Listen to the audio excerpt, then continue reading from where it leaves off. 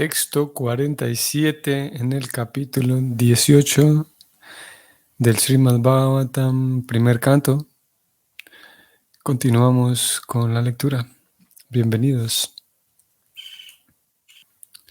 Om Namo Bhagavate Vasudevaya. Om Namo Bhagavate Vasudevaya. Om Namo Bhagavate Vasudevaya.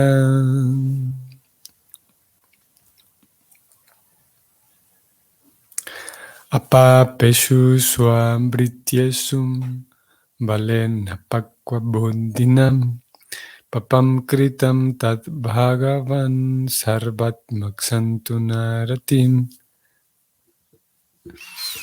La traducción es la siguiente. Luego, el Rishi le oró a la omnipresente personalidad de Dios,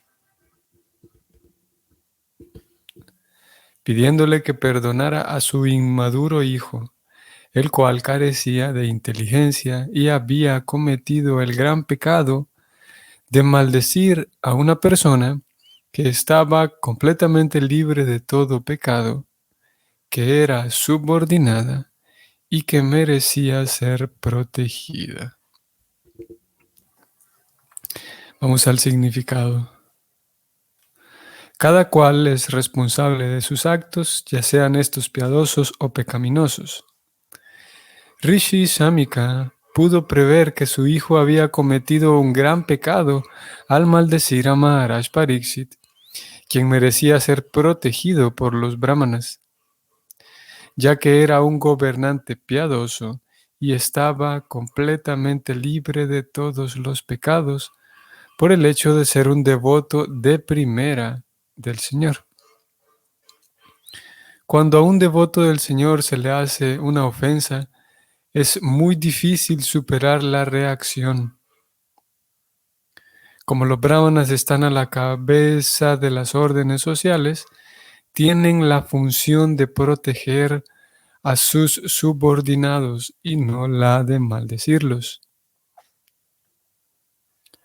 Hay ocasiones en que un brahmana puede que, llevado por la furia, maldiga a un subordinado kshatriya o vaishya, etc. Pero en el caso de Maharaj Pariksit no había ninguna razón de ello, tal como ya se ha explicado. El tonto del niño lo había hecho por la pura vanidad de que era el hijo de un brahmana, y por ello quedó sujeto a ser castigado por la ley de Dios. El Señor nunca perdona a una persona que condena a su devoto puro.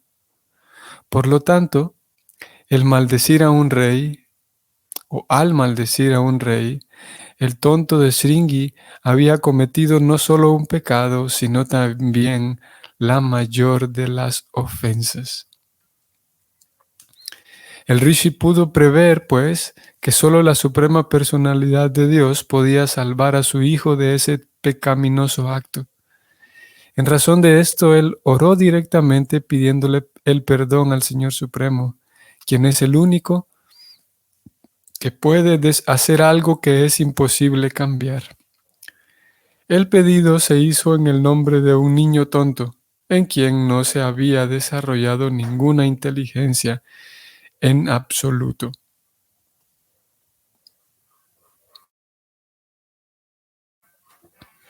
Bueno, aquí el comentario sigue de Prabhupada. Vamos a detenernos un momento y luego vamos a volver a esta segunda parte, en la cual Prabhupada también va a incluir aquí un punto de vista muy interesante, una perspectiva interesante de todo este asunto. Lo va a mencionar aquí enseguida. Pero por ahora vamos a subrayar algunas cosas que menciona aquí.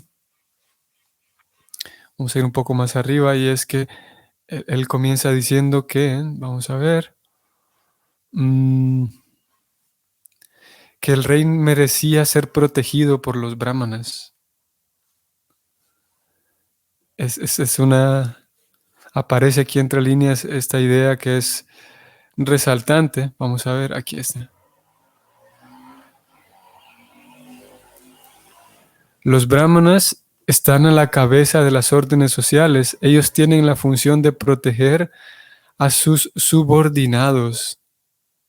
Aquí aparecen como subordinados todos los demás. Y en la cabeza se encuentran los brahmanas, como Prabhupada aquí lo está presentando. Incluso la familia real, incluso todos los reyes y todos aquellos que viven en el palacio, en realidad son subordinados de los brahmanas, con la diferencia de que los brahmanas no son ellos quienes directamente gobiernan al pueblo, no son ellos quienes directamente viven en el palacio y no son ellos quienes directamente, digamos, se involucran con todos los asuntos administrativos. Sin embargo, son ellos quienes están al frente, quienes están a la cabeza. Y, y ellos, tal como aquí Prabhupada lo presentan, en realidad queda mencionado entre líneas, cómo entonces los kshatriyas, los gobernantes, estaban sometidos a los brahmanas. Y ellos sabían que tenían el deber de cuidar y de proteger a todos los demás. Hacia el final de este significado también Prabhupada va a mencionar algo con lo cual podemos nosotros relacionarlo con la actualidad. Él va a mencionar algo de los brahmanas y va a servir para nosotros para vincularlo con algo de la actualidad. Ya que los brahmanas se sabían ellos que estaban al frente de todas las órdenes sociales, había la oportunidad, como ocurrió con este niño, que se envanecieran o que se envanezca la persona. Y esa oportunidad siempre está presente. Tanto así, imagínense ustedes que es un dato muy relevante. Tanto así, uno podría decir, bueno, es natural que uno pueda envanecerse con algo que tiene, así como en este caso los brahmanas que tienen mucho poder y que tienen mucha influencia. Entonces podríamos decir que, bueno, de alguna manera es natural porque estamos en el camino hacia la devoción completamente pura. Y uno podría decir, bueno, afortunadamente el maestro espiritual está libre de esa vanidad. En teoría sí, en teoría el maestro espiritual es un maestro espiritual porque está libre de tantas cosas y entre ellas esa vanidad. Sin embargo, curiosamente, las escrituras incluso, esto lo encontraríamos en el Néctar de la Devoción, las escrituras recomiendan que el maestro espiritual, una de las cuantas recomendaciones para el maestro espiritual es que no acepte muchos discípulos, por un lado, que no acepte muchos discípulos, por un lado, y segundo, que no acepte discípulos únicamente porque los discípulos tienen opulencia material, tienen mucho dinero, con lo cual alguien sí se podría pensar que, bueno, voy a aceptar, voy a tener muchos discípulos porque, claro, si tienen muchos discípulos, entonces yo gano más, ¿no? Yo, sabemos que, claro, el maestro espiritual no tiene definitivamente no tiene una ganancia económica de esa relación de maestro-discípulo, ¿no? Pero entonces, si el maestro tiene muchos discípulos que tienen mucha opulencia material, entonces él seguramente tiene cubiertas sus necesidades, ¿no? Sin embargo, las escrituras le recomiendan a aquel Vaishnava que en la sociedad Vaishnava tiene el servicio de iniciar nuevos discípulos, tiene el servicio de ser un maestro espiritual. Entonces la escritura le recomienda que se cuide de esas dos cosas, entre otras también, pero que se cuide de no tener muchos discípulos solamente porque tengo muchos discípulos y aparte de no tener discípulos, de no dejarse llevar, de no dejarse seducir por la opulencia material que algunos de sus discípulos puedan tener.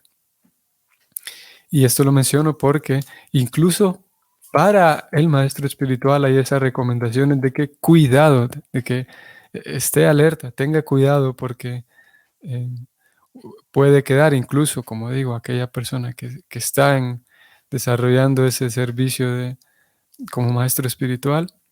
Incluso él o ella puede quedar seducido, digamos, por el poder, ya que sí, el poder, la influencia que se tiene al tener pues, muchos discípulos.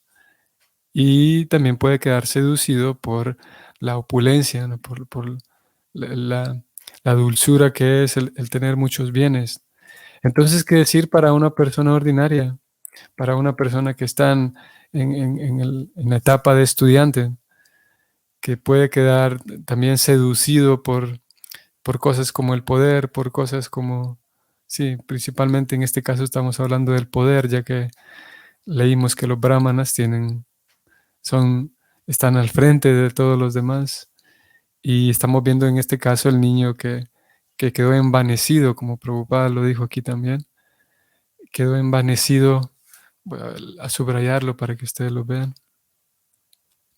Solamente por la pura vanidad, este niño había maldecido al rey, no tanto en sí por el acto que había cometido, sino por el simple gusto de castigar a alguien porque se siente bien, porque es una de las cosas que sucede cuando alguien tiene poder.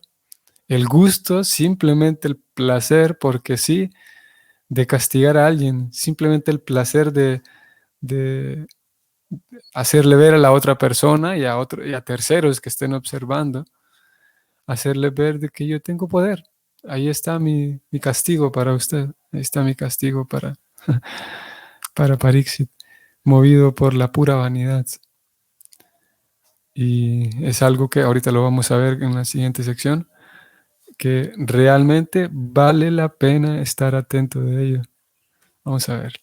Si la preocupada entonces continúa diciendo lo siguiente. Aquí pudiera formularse la pregunta de que, como era el deseo del Señor que Pariksit Maharaj fuera puesto en esa difícil posición para que se pudiera liberar de la existencia material, entonces, ¿por qué era el hijo de un brahmana a quien se lo estaba haciendo responsable de este ofensivo acto?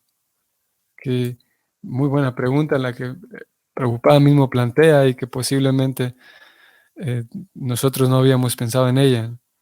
Si todo el capítulo se viene diciendo que este era plan del Señor, que Pariksit muriera en 7 días para que él se desapegara de todo y finalmente él era ya un devoto puro de primer nivel, como acabamos de leer, pero para que Pariksit ya liberarlo de las responsabilidades que él tenía y que él fuera de vuelta a casa, ¿no? Si ese era el deseo de Krishna, entonces ¿por qué Krishna involucra a un niño?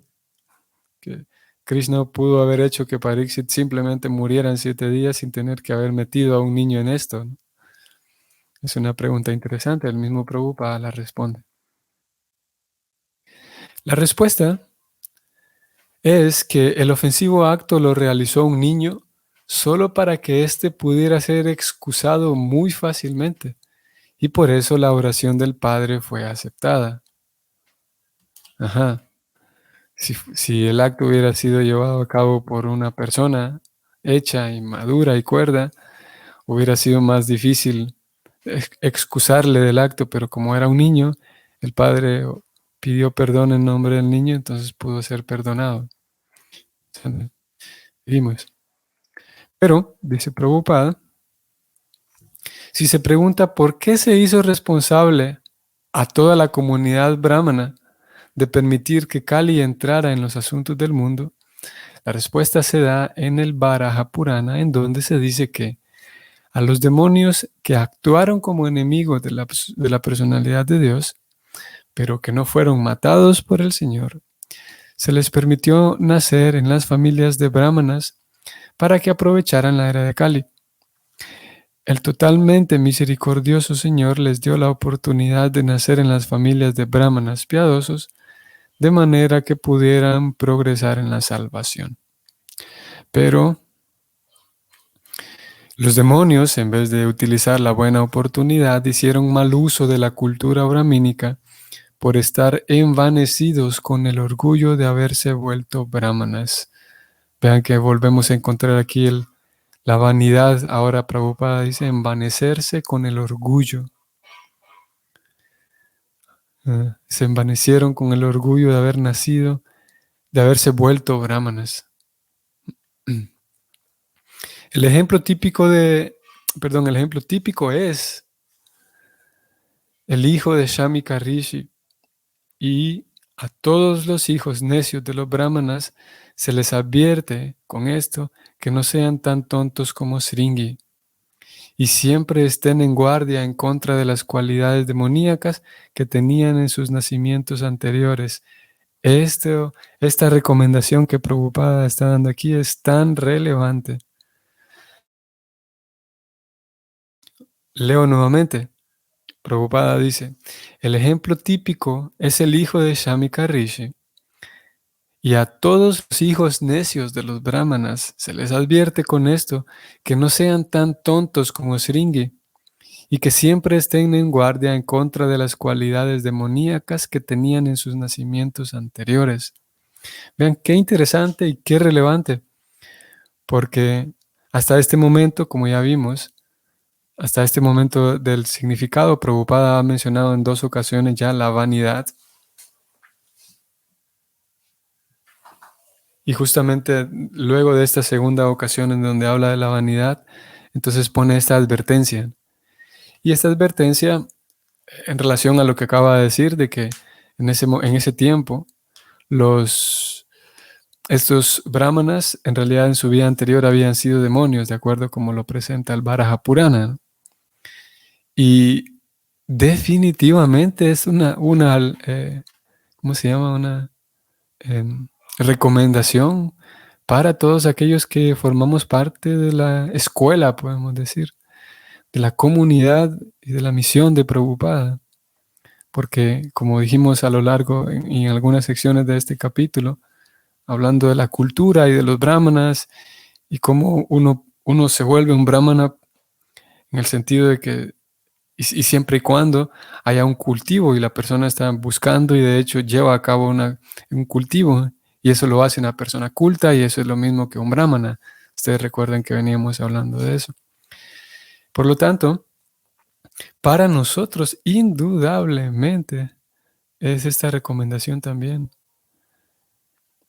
Y porque si en el transcurso del tiempo, ya que por un lado está ese cultivo interno que lo capacita a la persona como un brahmana, al mismo tiempo está el, el- el título, vamos a decirlo así, externo y social que también en la comunidad Vaishnava también recibe la persona, sea el devoto o la devota, eventualmente también recibe ese título de brahmana a través de la iniciación. O específicamente a través de lo que llamamos la segunda iniciación. El devoto, el estudiante, primero recibe esa primera iniciación con la cual esa iniciación em,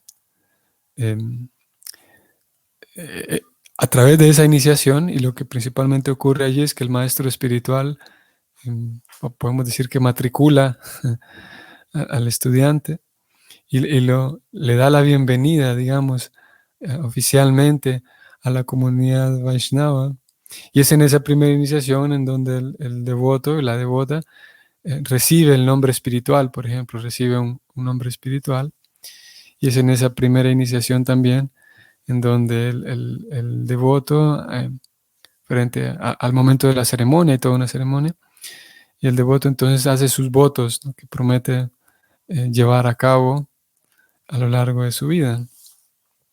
Y en esa también primera iniciación, entonces el maestro espiritual, en un rosario, en el yapa, canta una vuelta de yapa, de todo el yapa para el discípulo, y el maestro espiritual entonces entrega esas cuentas al discípulo, y a partir de ese día, entonces el discípulo hace todo su meditación en el yapa, en aquel mismo yapa que el maestro espiritual le entregó, que podemos decir también como es como la prasada del Señor, porque generalmente esas cuentas, esa yapa es ofrecido al Señor, luego el maestro espiritual canta, al menos generalmente es una vuelta, pero supongo que en algunas ocasiones puede cantar más. Entonces el maestro espiritual canta el santo nombre del Señor en ese mismo rosario, Y después de hacer eso, entonces le entrega ese rosario al discípulo. Y a través, como digo, a partir de ese día, o a partir de ese momento, ese rosario recibido, que también es simbólico, en el sentido que el maestro espiritual le entrega, digamos, el mantra al discípulo. Y, y ahora sí, bueno, después de eso continúa, y continúa con su cultivo, ¿no? Y más adelante recibe entonces la segunda iniciación, en donde también una ceremonia similar. Aquí no hay cambio de nombre ni nada. Lo único que ocurre, bueno, digo lo único que ocurre, aunque es definitivamente de igual calidad trascendental, lo que ocurre es que el maestro espiritual ahora entonces, así como en la primera iniciación le otorgó el mantra Hare Krishna, le dio el mantra Hare Krishna y se vuelve más potente por haber sido entregado por el maestro espiritual el mantra. No se vuelve más potente, pero el discípulo accede a una trascendencia mayor que ya estuvo siempre en el mantra por el hecho de haber sido recibido a través del maestro espiritual. Y en la segunda iniciación, entonces el maestro espiritual también otorga un mantra, a diferencia del mantra Hare Krishna, que es conocido por todos y que se canta en las calles y todo lo demás. En la segunda iniciación, entonces el discípulo recibe del maestro espiritual el Gayatri mantra. Y a esta segunda iniciación también se le conoce como la iniciación brahmínica. Y en esa segunda iniciación, entonces, el discípulo pasa entonces a ser considerado dentro de la comunidad brahmínica, que es, como digo, es la parte oficial externa. Y también, obviamente, que esa segunda iniciación hay una rúbrica, ¿no? Para saber la dedicación del discípulo, del devoto, la devota, la dedicación, la constancia, el buen ejemplo que mantiene en la comunidad de devotos. Todo eso forma parte del el criterio que se tiene en cuenta para que al discípulo se le otorgue esa segunda iniciación. Y a estos devotos que han recibido segunda iniciación, entonces se les llama que recibieron la iniciación brahmínica, o sea, oficialmente son brahmanas, al menos, al menos socialmente, y continúa su cultivo brahmínico. Entonces, llegados a este punto, en la comunidad de devotos, hay ciertos servicios, ciertas actividades que son llevadas a cabo únicamente por aquellos que han recibido segunda iniciación, o como se dice generalmente, los brahmanas, y devotos y devotas. Entonces, puede surgir, y definitivamente que surge, eh, una cierta separación entre los que son brahmanas y los que no lo son. Y más específicamente porque aquellos que son brahmanas tienen, como dije, el privilegio, digamos, de participar en ciertas actividades y ciertos servicios que solamente una persona que haya recibido la iniciación brahmínica puede participar de ellos. Por lo tanto, aquí volvemos a la recomendación de Prabhupada. Por lo tanto, es muy fácil que uno termine quedando envanecido por el orgullo de que soy un brahmana. Prabhupada dice aquí enseguida, ya que eso puede darse, Prabhupada dice enseguida, a todos los hijos necios de los brahmanas se les advierte con esto que no sean tan tontos como Sringi y que siempre estén en guardia en contra de las cualidades demoníacas que tenían en sus nacimientos anteriores.